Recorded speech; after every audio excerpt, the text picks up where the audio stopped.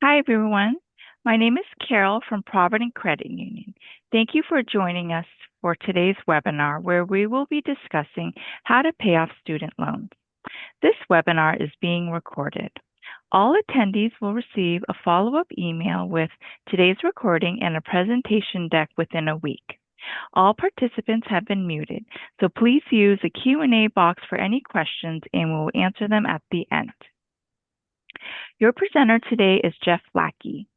He is the Director of Relationship Management with Sallie Mae. And with that, I'd like to now hand it off to Jeff. Welcome, Jeff. All right, Carol, thank you very much and welcome everyone. Happy Wednesday. If you're in the Pacific time zone, you are officially closer to the weekend ahead of you than the weekend behind you, so that's always a good thing. And yes, as Carol mentioned, we are going to be talking about options to pay the remaining balance. And the idea behind this presentation today is to talk a little bit about once you have committed to a college or university, hopefully, or you're in the process of committing, let's say, and maybe you're comparing some financial aid offers from school A to school B to school C, and you're trying to make a little bit of heads or tails as to what is maybe the better funding package for you. You may find that with some of the communication you've heard from the schools, you think that your costs for attending school or the investment in attending school is going to be a certain number, and then you add up what financial aid has awarded you, and you see that there might be a difference, or maybe essentially what is called unmet need. Today's presentation is going to focus on exactly that, ways that you can pay what is called that unmet need section. And so with that, what we're going to do is we're going to, again, kind of do a quick little overview of the Paying for College Basics. Because many of the financial aid offers will typically have all of the gift aid or much of the gift aid that either is awarded at a federal, state, or institutional level will already be determined by your financial aid office. A good portion of the gap or unmet need or the options to pay that remaining balance are either going to come from scholarships or they're going to more than likely come from some sort of a financing tool like a loan. So we'll do a little bit deeper dive in both of those subjects. And then, of course, at the end, we'll kind of do some tips and recommendations and such for you. So, with that, let's kind of do a brief overview in regard to the Paying for College Basics. So, at a college or university, you are going to have two different types of costs. You are going to have what are called the direct costs and your indirect costs. Sometimes colleges or universities may call this billable charges and your non-billable charges. And you can see on the left of this screen here, basically your direct costs are going to be what is actually assessed by the school and is essentially billed directly from the school. So obviously your tuition would fall into that. If you happen to be living on campus, your housing and your food is going to be a direct cost. And then of course any required fees and whatnot. And of course that this is not all inclusive because there are, if you look to the right in your indirect costs, there might possibly be some indirect costs that also could be considered direct costs too as well. If for some reason maybe a school directly bills you for the books and supplies, that sometimes could be a direct cost. So you'll have to work with your college or university to understand a little bit about what their direct costs or what their billable charges would be and what your indirect costs or non-billable charges would be. But on average, this is the way it's going to break down. And of course, you can see on the right the remaining indirect costs. Any type of additional equipment, supplies, computer software, whatnot. Transportation is another one. The U.S. Department of Education does allow for colleges and universities to work into education-related expenses regarding transportation, personal living expenses, and housing and food if you happen to live off campus. Now, the key to that is education-related expenses. The financial aid office is going to create what is called a cost of attendance, and we'll talk a little bit about what that is next on the next slide. But the cost of attendance is essentially an estimate of what they believe is the actual cost for you to attend school. And there are going to be estimates on the transportation, the personal living expenses, as well as housing and food if you happen to live on off campus, excuse me. They will typically use a more calculated estimate for tuition. But again, if you're attending a large institution that maybe has thousands of students, they're not going to create individual cost of attendance budgets for every single student on campus. So what they will do is put that together based on direction from the U.S. Department of Education as to what they can build into a cost of attendance, and award your financial aid on that appropriately. And as we see here on this slide, you will see that there is going to be a difference between what is called the net price and the sticker price. So that cost of attendance could potentially be an inflated estimate that the financial aid office has determined that it would essentially cost, or what you would want to budget for to go to school. Now, of course, your actual net price, what you actually pay out the door, can be different. So, if you happen to be living with mom and dad, or if you happen to have your rent or your home subsidized, maybe you don't happen to have to pay any rent or anything like that. The financial aid office is still going to have an estimate for rent in their cost of attendance, but your actual out-of-pocket costs are not going to include that because you have an agreement or some sort of a setup that does not allow for you to have to pay rent. So that is the difference in part between a sticker price, which is the full cost to attend, that cost of attendance, and of course minus any grants and scholarships, and then of course the net price, which is going to be what the actual price is that you pay. So that would, primarily again be the billable charges. And then if you have any additional costs on top of that that you would have to pay out of pocket, those are considered ancillary costs, but the actual charges from the university could be lower than what that actual cost of attendance is that financial aid shares with you. So let's talk a little bit about what families are thinking about when they think about investing in college and what some of the resources they're going to need in order to do so. On this graph here, basically this describes families and how they primarily relied on income and savings to cover their college costs. You can see here that parents and students covered roughly 48% of total college spending out of pocket. Scholarships and grants, which are those funds that do not need to be repaid, they were the next largest source. They covered roughly 27%, with that, 16% scholarships and grants at about 11%. You can see also too on this graph that borrowed funds covered roughly 23% of spending, and that's pretty much split nearly evenly between the student and the parent, borrowing at 12 and 11% respectively. The remaining 2% of college costs were covered by family or friends. And the funding source share, and that is basically going to be the portion of the total cost of college spending that was covered by each funding source. That's basically unchanged compared to last year when we did this study, despite the increase in the total amount. So basically, to sum it up, these charts and figures are pretty similar to what we saw last year in regard to families' out-of-pocket contributions. We always hope that colleges and scholarships and grants would be a little bit higher percentage, and we're always diligently working towards trying to find more free aid options for students or putting those options in front of them. And one of the best ways that we can do that is to talk a little bit about how to make a plan to pay for school. And so with this, what we do is we want to make sure that when you're looking for funding sources to help you fund college, that basically you start looking at money that you do not have to be, that does not have to be paid back. And so basically that's going to be applying for scholarships. And that's something that students can do from their senior year in high school all the way through all 4 years of baccalaureate school. You can also be looking for scholarships in graduate and professional school as well. There is no season, and so scholarships are available year round.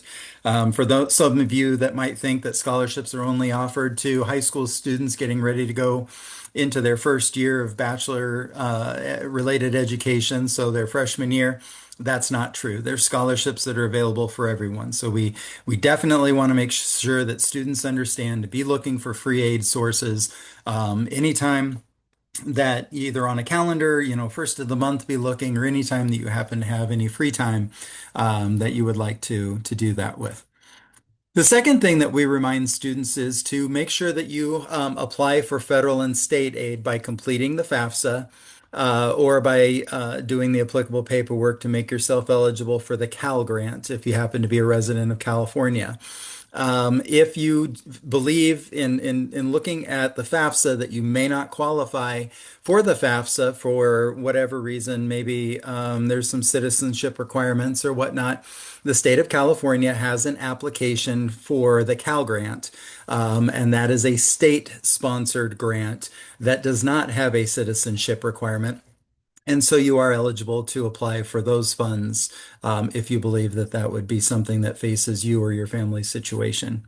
And so we want to make sure that you understand that there's both the FAFSA and the Cal Grant application that you can utilize if you happen to be a California resident, if you happen to be a resident, U.S. citizen or U.S. permanent resident of the United States, you can file the FAFSA. And then lastly, if what we're all here for today is to talk about that gap, if you have additional money that you need after your free aid sources like scholarships and grants, if you need more money after you filed the FAFSA or the Cal Grant application and you still need more money, that's when we're going to talk about today is focusing either on responsible private student loans, maybe looking for even additional scholarships in different places than you may have looked previously, or some of the other options at the very end, which we'll kind of cover that you might want to have under consideration.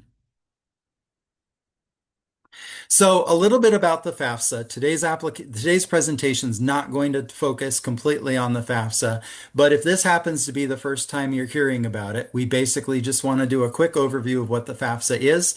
It is the free application for federal student aid. It is the main document that the United States Department of Education utilizes in order to see if students are eligible for federal aid. You basically file the FAFSA starting October 1st of each year. We always encourage students and families of dependent students to file the FAFSA as close to October as they can. But the only reason for that is because some financial aid is awarded on a first come, first served basis. So filing closer to October 1st means that it would be received at the school earlier when they do their calculations and analysis if there are finite sums of money in certain financial aid awards, then you're putting yourself in a better position to be eligible for those because once those funds run out, sometimes you don't have access to it. So we want to make sure that you file the FAFSA as close to October 1st as you can. If for some reason something comes up and you can't file the FAFSA or you forgot or whatnot, don't hesitate to file it when you do think about it, because there are some funds that are infinite sources of money. Think of them in some respects of like an endowment. Pell Grant, for instance, some of your subsidized and unsubsidized student loans are considered that, meaning that if you're eligible and you filed the FAFSA, you can get those monies awarded to you anytime throughout your year or for the future upcoming academic year. So basically, we want to make sure, lastly, on this slide, to make sure that you understand that the FAFSA filing date is going to be different than the financial aid priority deadline. And so from that perspective, if you file the FAFSA October 1st, some colleges and universities may have a priority deadline, which means that they need to have your FAFSA returned by a certain date in the future so that they can have your financial aid offer ready for you by the day you start at school. So you'll want to make sure that you differentiate between those two deadline dates. And make sure that you have every applicable paperwork, or if you happen to be filing the Cal Grant, make sure that you file the Cal Grant by the applicable last day to apply in order to get those funds in. So basically, you want to make sure that all of your eligibility is being calculated by the financial aid office and you're not ineligible simply because you happen to have missed a date. So Let's talk a little bit about where scholarships and grants usage rates come in. In our How America Pays for College, we recently released the 2025 information. You can see here that 60% of families relied on scholarships and grants to finance education for academic year 24-25.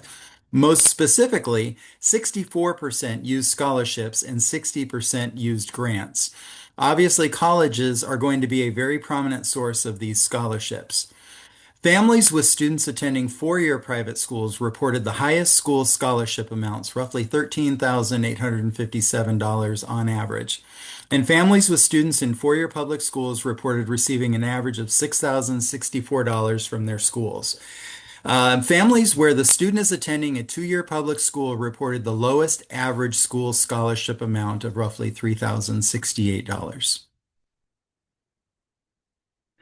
So you may be saying to yourself, okay, what are scholarships? I've heard about them before. I know that you said that they are free aid. And essentially, what we want to do is just talk a little bit more about scholarships because, as I mentioned before, when you file the FAFSA or when you file the Cal Grant, the Financial Aid Office is going to determine your eligibility for various different federal awards as well as for the Cal Grant.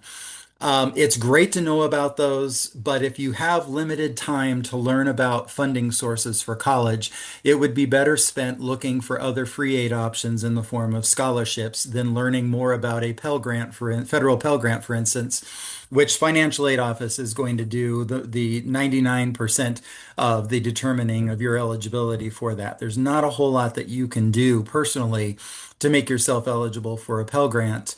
It's going to be based in part on your taxes, based in part on some demographic information, of which the financial aid office uses in a methodology to determine your eligibility.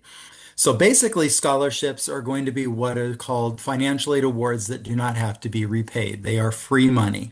Sometimes scholarships can cover the costs of your tuition. Sometimes they might just be a one-time award of just a few $100s. But either way, they're worth applying for because it really helps reduce the cost of your education.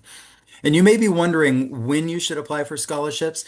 As I mentioned previously, each scholarship is going to have its own unique requirements and indicate who qualifies and how to apply, which means that they can be available all throughout the year, as well as all years that you plan on attending college, whether that be undergraduate or what we call baccalaureate degrees, or if you happen to be going into graduate school. There's even scholarships available for continuing education, scholarships for students that are doing what they call hybrid or accelerated programs, where you might be attending undergraduate for a couple of years and then you basically matriculate into a graduate program in a shorter amount of time than if you were to take those two degrees separately. There's scholarships open for those as well.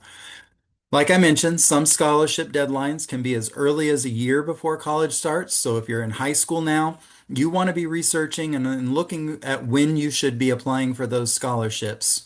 If you happen to be a junior right now and you're going to be starting into your senior year of high school, this upcoming summer is a great time to be looking for scholarships, getting to understand when those deadline dates are coming due so that you can have, all your scholarship applications planned for and you can submit them before the due dates.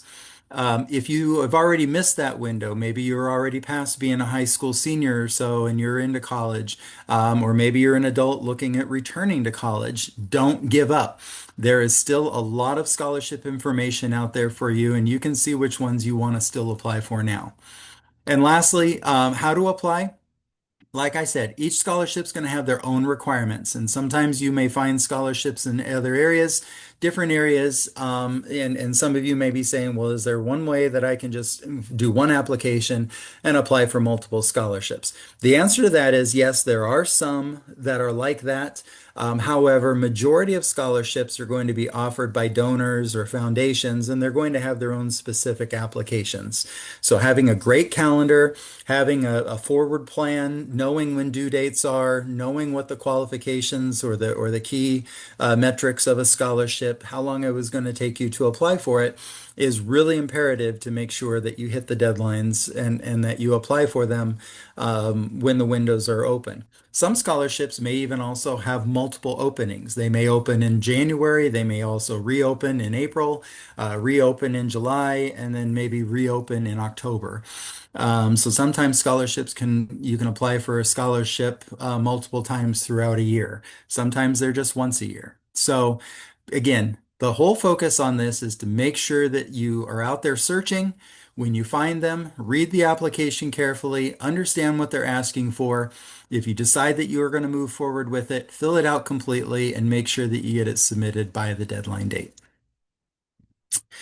In addition to some of these reasons, there's also misconceptions that exist. Some of you might be saying, yeah, I know about scholarships, but I'm just not scholarship material. And for instance, here, 46% of families believe that scholarships are just for students with exceptional skills or abilities. So basically, think of valedictorians or captains of sports teams, for instance. And this is entirely untrue. There are scholarships even out, oops, excuse me, I'm sorry about that. There are scholarships that are available for even left-handed people. There's scholarships for tall people, sci-fi experts, people that are into animation. There's a lot of scholarships out there that are not simply based on academics or based on some sort of a merit or a skill or a talent.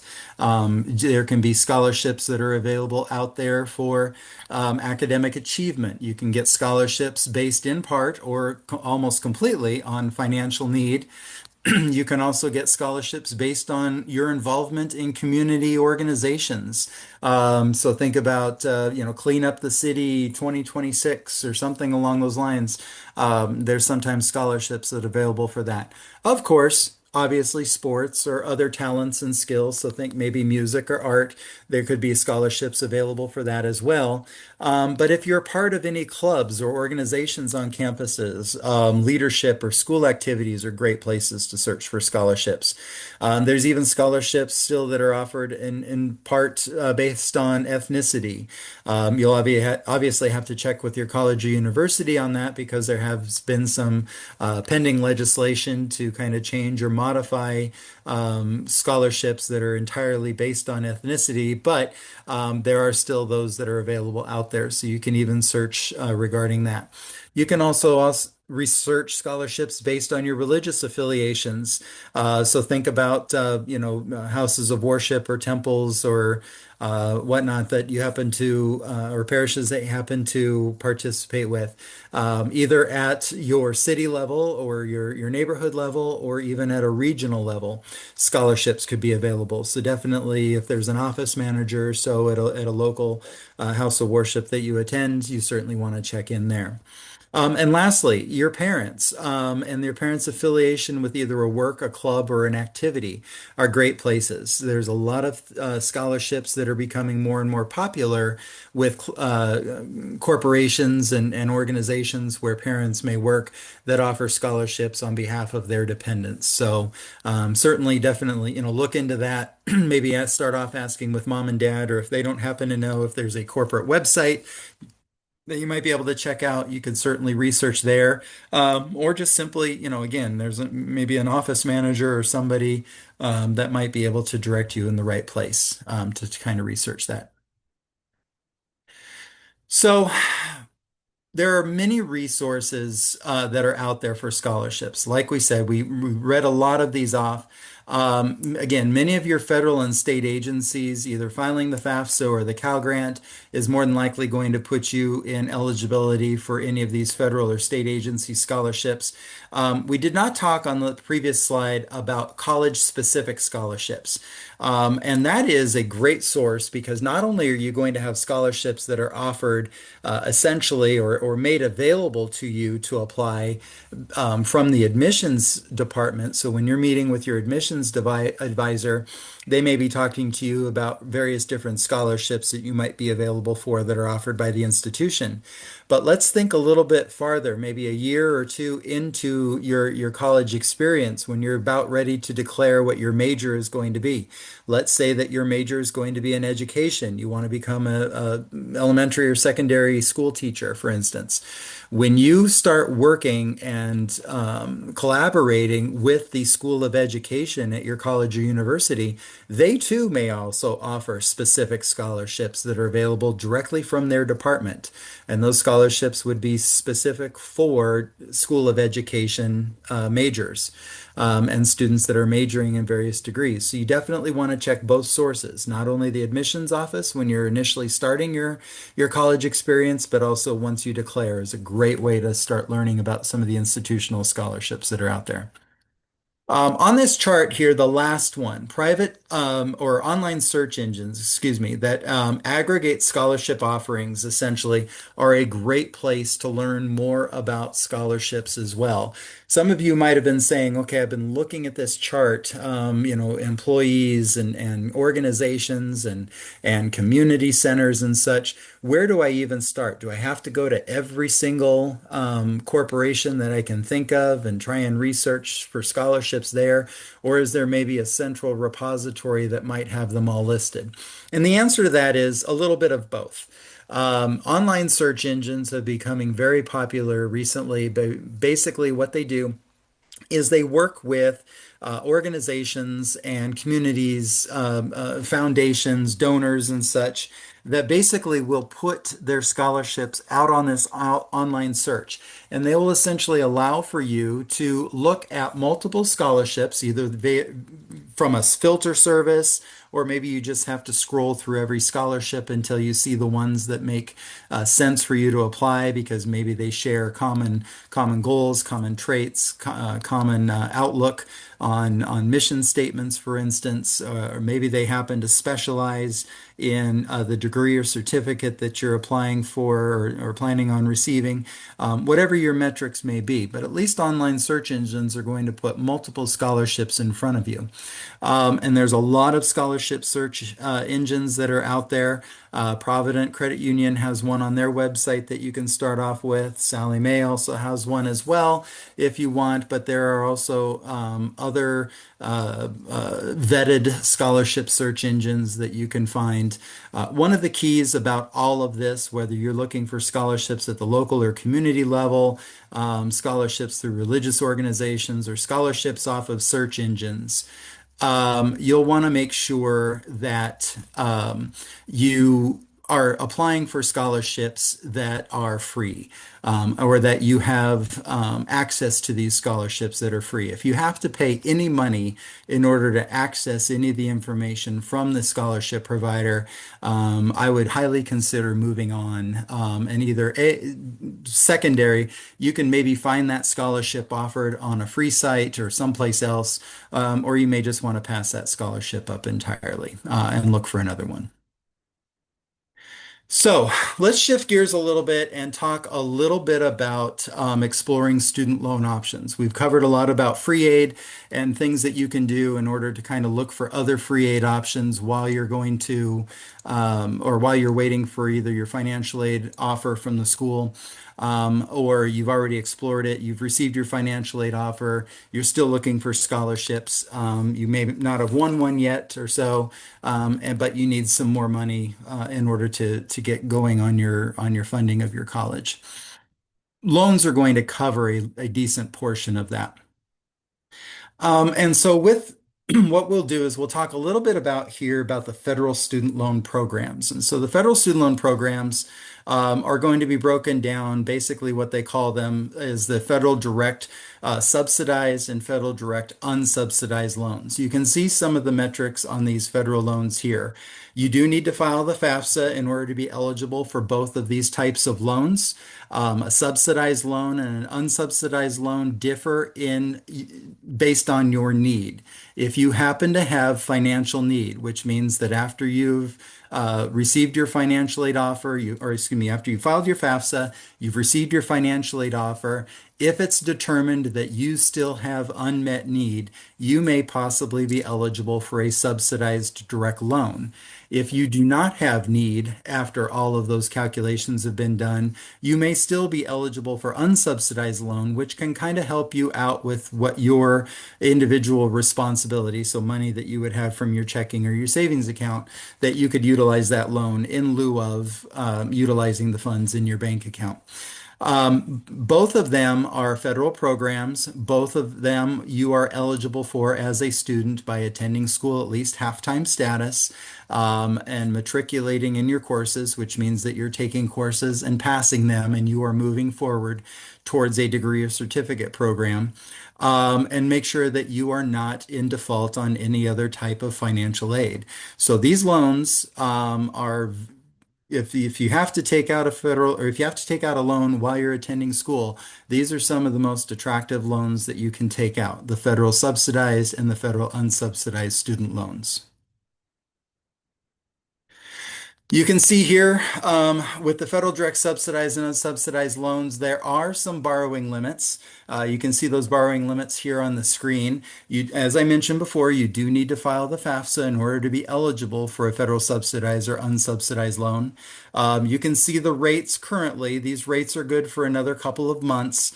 The rates usually reset every July 1st. And so from that standpoint, that interest rate, once it's set, depending upon when you are applying for that loan or when you are accepting that loan through your financial aid offer, will determine what your interest rate is. So basically, if you apply or accept the loan after July 1st, you will be getting whatever the new rate is for the upcoming year. If you happen to get a subsidized or unsubsidized loan now, then you could be in at a fixed 6.39%. There is an origination fee on these loans. Maybe you've not heard of what origination fee is before, but essentially, if you're a first-year borrower and you're asking for $5,500 for the year, you will receive that minus 1.057% of that loan. That fee, that origination fee, will go to the U.S. Department of Education or the U.S. Treasury to offset the cost of managing the federal student loan. So you will not get that full $5,500 sent to your school. A portion of that will be kept by the federal government as a fee to offset the cost of managing the federal student loan program. For parents out there, so you looked at some of those dollar amounts and you said, okay, that's great. However, our unmet need is more than $5,500 for our first year student next year. And how are we going to pay that extra, that other portion? There are federal student loans out there for parents to take out on behalf of your student that's attending school. Very similar to the subsidized and unsubsidized loan, there are fixed interest rate. They operate from July 1st to June 30th of every year. Current rate is at 8.94%. You can see that the origination fee is higher, however, though, at a 4.228%. So again, if you're asking for $10,000, you are going to get that less 4.228%. And that 4.228% will be sent to the federal government on behalf of the costs of administering the Federal Plus Loan Program. Student does need to file the FAFSA, even though this loan is in the parent's name, and the parent is responsible for repaying the loan. The student does need to complete the FAFSA. Student, again, does need to be enrolled at least half time. There is a credit worthiness check on this loan, so parents have to be aware of that. And whereas with the subsidized and unsubsidized loan, remember I just said you just have to be going at least half time, you have to be matriculating in your courses, and you have to make sure that you're not in default on any other federal aid. With the Parent Plus loan, there is a credit worthiness check that's on it. Like I mentioned before, the parent is the borrower for the life of the loan. This loan cannot be transferred to the student's name at any time. And basically, you can see here for upcoming academic year 26-27, so starting July 1st of 2026, there are going to be yearly maximum amounts as well as aggregate maximum amounts on what parents can borrow in the Federal Plus Loan Program. And this is changing with the big, beautiful bill that was enacted last year.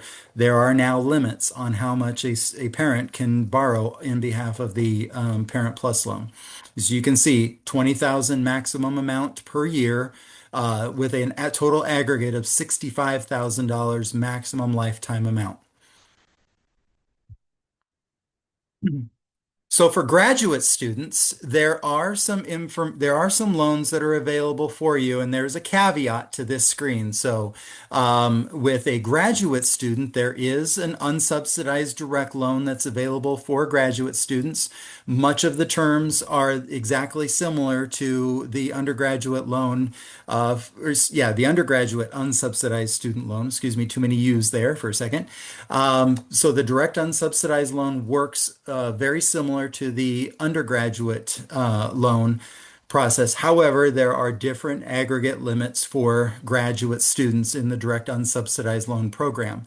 Depending upon what type of graduate or professional degree that you are seeking will determine what your aggregate as well as your yearly amounts will be. So you'll want to check with your college or university as to what your eligibility would be for that.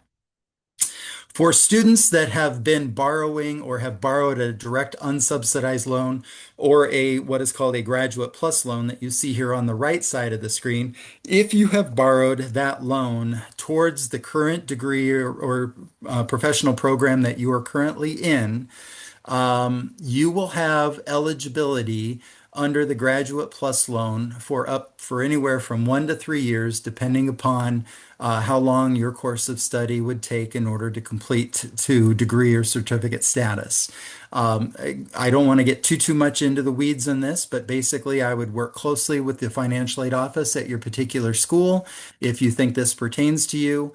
But the Graduate Plus Loan Program is not going to be available for new students as of July 1st, 2026. It is not a loan that's going to be available for graduate students. The only time that you can get a Graduate Plus loan for students is if you have what they call legacy status, and you've either borrowed a direct unsubsidized loan or a Graduate Plus loan for either 24-25 or 25-26 academic years, and you've never left that program and haven't had a leave of absence or anything, and you basically just need Grad Plus in order to help finish out your program up to 3 years. But again, I would check with the financial aid office at the school that either you're attending or that you're thinking of attending to find out if you are eligible or qualify for legacy status. And again, the remainder, I won't focus too much in on this, but the federal direct Grad Plus loan works very similar to the Parent Plus loan, with the exception is that the Grad Plus loan is taken out in the name of the student by the student. The parent is not involved. So that is a little different because when you're a graduate student, you are considered independent. And so therefore, this program will allow for students to borrow in the Graduate Plus loan on behalf of the degree or certificate that they are applying for. But again, there is only going to be a select students called legacy students that are eligible for the Grad Plus loan moving forward after July 1st of 2026. So we've talked about federal student loans in the direct subsidized and unsubsidized. We talked about Parent Plus loans as being a potential way that you can apply for additional monies to cover your unmet need. Another way that you can apply for additional aid to cover that unmet need is with what is called a private student loan. And a private student loan is going to be a loan that is funded by banks or credit unions or other types of financial institutions. And they're going to be based on the credit of the applicant or the cosigner that you can see here. Some of the benefits and features of a private student loan is that these loans are taken out on behalf of or in the name of the borrower. And so basically, it's going to be the student. If a student doesn't necessarily have either applicable credit or doesn't have enough credit, then they may have to seek a cosigner, which at that time, mom or dad or somebody that's pertinent in that student's life might potentially be willing to be a cosigner on this loan. The FAFSA is not required. So for students that are going into programs of study and you just don't want to file the FAFSA anymore, or maybe you're just going in for a certificate or a degree that's going to just take a year or so, or maybe a little bit longer, but you don't really want to go through filing the FAFSA anymore, a private student loan does not need a FAFSA in order to have you apply or have you eligible for a private student loan. Because each individual bank or credit union or financial institution can potentially have a private student loan, repayment periods are going to vary based on what that bank or credit union wants to offer. And so that can be anywhere from 5 to roughly 20 years. Same thing can be said on the interest rates. And remember, whether it's an APR, the annual percentage rate, or the actual interest rate that you see published, those can vary between lender to lender to lender. We've posted some variances out here on the left, roughly 4.3% to 17.9. Some of the variable rates have been dipping a little bit lower than that. Fixed rates anywhere from 3 to 17.99% is about where we're seeing it based on credit. So it's certainly, beneficial for you to go out there and get yourself familiar with private student loans. If you want to compare it to the Parent Plus loan, if you're the student and you think your mom and dad are thinking about taking out a Parent Plus loan, giving them information about a private student loan, whereas you would be the borrower and maybe they would help co-sign for you, you may find that you potentially are eligible for maybe a better rate because it's going to be based on credit, and that rate might be lower than that 8.94% that the Parent Plus loan is currently at now. That's basically shopping for the loan that works best for you in your situation, and encourage students and families to do that when you're looking at what we call gap or options to fund that remaining balance. Many co-signers, may say to themselves, I don't know if I really want to be on a loan for the next 4 years, plus an additional 10 to 15 years for this student to pay back this loan. I don't really know if I want to do that. With private student loans, there is, depending upon what lender you choose, there are co-signer releases. So essentially, once the student graduates and is in a position to pay back their loan, maybe they'll make some payments of anywhere from 12 to 48 months worth of payments. If the student makes full principal and interest payments and they've got the income to qualify to have that loan in their name only, the cosigner can be released well before the loan repayment period is up. So, mom and dad or anybody that might be on a loan, you don't necessarily have to be on that loan for the entire duration, depending upon how your student graduates and the type of degree or certificate is commensurate with the salary or income that they would be receiving in order to have that loan in their name. So when you're looking at, weighing repayment on private student loans, the other feature and benefit that some private loans have is whether you want to make payments while you're in school, or if you want to defer the entire payment while you're in school and just focus on principal and interest payments once you've graduated and you move forward.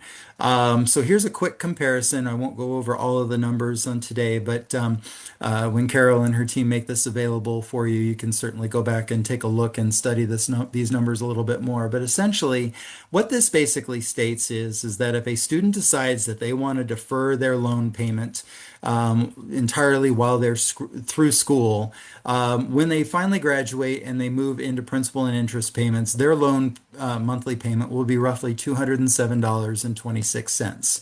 They will have 120 months or 10 years to pay back on this loan for a total amount paid of roughly $24,796. If a student decides, or mom and dad, if you want to help the student make payments while they're in school, lenders, banks, and credit unions don't necessarily care about who is making the payment. If you decide that you want to do that while the student is in school, the interest is just paid for while you're in school. When you graduate, your principal and interest payment will be much lower because you don't have all that interest that accrued over the last 4 years, hypothetically. And so your payment will only be $135.50.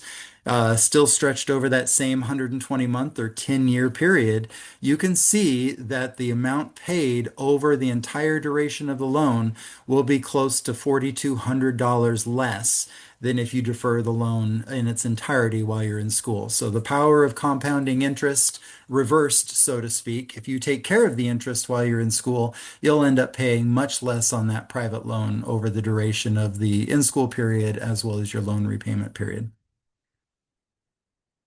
Some things to consider when you're shopping for education loans. How much should you borrow? Your financial aid office is going to help you out with that by giving you your financial aid offer. You simply subtract what you're receiving from the financial aid offer compared to the cost of attendance that they've estimated for you. Whatever that balance is, you can borrow up to that or less. And so we always encourage students to take a look at what they need to have. Now is a great time to estimate your costs, to estimate your living, um, uh, your lifestyle, I should say. Is there places that you can sacrifice a few things? Maybe you don't need that premium cup of coffee every day at a local coffee shop. Maybe brewing your own coffee is the way to go for the next couple years or so in order to cut down on your expenses. So definitely look at your financial situation. Look at what your expected starting salary relative to your debt load is. So if you're going to a school and it's going to cost you $80,000 a year, and you're graduating with a degree that your average salary upon graduation is going to be in the high 30,000s, you're going to have some things that you're going to have to sort out to make sure that you can afford everything. Now, relative, you decide that you want to switch schools and go to another school that's a little bit more cost effective, and maybe that's down around $30,000 a year instead of 80,000, getting that same degree. The amount that you've invested in order to obtain your degree will be less, and therefore you should have more expendable income once you've graduated to make your loan payments and also start your life. Type of interest rate is always something great to analyze. Do you like a fixed interest rate where they're very stable, but they sometimes can be more expensive? Or do you like a variable rate, which basically varies based on whatever the index is? The index is going to be the investment or so that rate is based off of. If the index goes up, then your potential interest rate can go up, which also changes your monthly payment. If the interest rate go or the index goes down and the interest rate that was based on that index goes down, then subsequently your next monthly payment could be a little bit lower. It varies whenever that rate index changes. Sometimes that can be a benefit, but if we're headed into higher income rate times, then sometimes you can end up paying more. So you've got to figure out what works best for you. Think about over the next 10 years or 15 years, depending upon how long you're going to be in school, what you think is going to be best for you. And then, of course, program offered, make sure that you look at the program, the benefits and the features that are offered. And then see if, that lender offers, like we mentioned before, cosigner releases, if there's any fees like an origination or disbursement fee, and look at the repayment terms. Last is a death or disability waiver. It's unfortunate, and I don't really like to talk about it, but if in the unfortunate situation you happen to become totally or permanently disabled, or unfortunately you happen to pass away, a death or disability feature on a loan, for more particular like a private loan, for instance, if that lender basically states that any future balances on that loan are forgiven if somebody's in a total permanent disability or unfortunately passes away, that's sometimes a great feature because you don't want that loan being passed to your estate or to the cosigner or to your next of kin, for instance. So that sometimes can be a great feature to look at if you happen to be going into a situation that you think that might pertain to you. So lastly, some of you might be saying, okay, well, we've been talking about a lot of money that we have to borrow, but my paycheck is stretched right now. How are we going to be able to do this? Remember that many families are in the same position that you are. You're kind of wondering where this extra money is going to come from. And frequently parents will find that you have expenses that will go down or maybe even potentially be eliminated when your son or daughter goes off to college. So basically, if you were paying for private secondary school, travel or activities or so, we know a lot of club sports can have some awful big investments in them. You may even see a decrease in your grocery or utility bills. So kind of expect that and think about that when you're starting to build your budget. Your budget, you may be able to earmark funds to help pay for college when you see some reductions in these other expenses come. In the home stretch here, basically, we also want to make you aware that many colleges and universities have what are called tuition payment plans. So again, you receive your financial aid offer, you know what your cost of attendance is, you see that you, after all this is done, you're still going to need another five to $7,000 hypothetically for the year. If you say, "Wow, you know what? I think I could pay five to $7,000 a year, but I can't make it in one lump sum payment. I have to stretch it over a year, or maybe I have to stretch it over 4 or 5 months." If that's the case, your college or university may have what are called tuition payment plans. They basically help you break down the tuition costs that you have over multiple months, or that unmet need essentially over multiple months, instead of making one lump sum payment right at the beginning, which essentially could either decimate your savings, not allow for you to pay for any other emergency expenses or even planned expenses. The tuition payment plan will allow for you to make most likely interest fee fundings payments throughout maybe 3 to 4 months or maybe the full 8 or 9 months that you happen to be, or your son or daughter happen to be going to school. One thing to consider about tuition payment plans is that some of them may have a fee or another charge in order to participate in that tuition payment plan. So you'll have to inquire what that is on a school by school basis, and then you'll have to weigh that and see what that would be, as opposed to just making cash payments. If you are not going to have your payment in full at the beginning of school, you either have to have some sort of alternative financing like a loan or whatnot, or sign up for a payment plan for the school to waive you not having to make your full payment right at the beginning of the term. Some of you might be thinking, well, I don't want to borrow any more loans. So what I'm going to do is I'm going to take a quick inquiry on my 401k and see if I can borrow against that. Certainly something you can think about, and it's something you may want to explore. Obviously, some of the benefits of utilizing a 401k is that there's no credit check or any application. Relatively easy access to the money too as well. But remember, if you are going to be looking at your 401k plan, some of the things you'll want to think about is if there's any early withdrawal penalties that you would have to pay. Is there any potential tax implications? Because many of 401ks are tax-free initially. They're a tax-sheltered annuity, for instance. You may have to pay tax on that as well as have an early withdrawal penalty that you'll have to be mindful of. And then also, too, you will lose potentially future growth. Anything that you borrow from that, the interest is not going to capitalize on that 401k as aggressively as it was if you hadn't borrowed at all. Same thing with long-term investments, very similar to 401ks. There's no credit check, no lengthy application, relatively easy access. You sometimes can just do it online in 5 minutes and you can have a check in just a couple of days.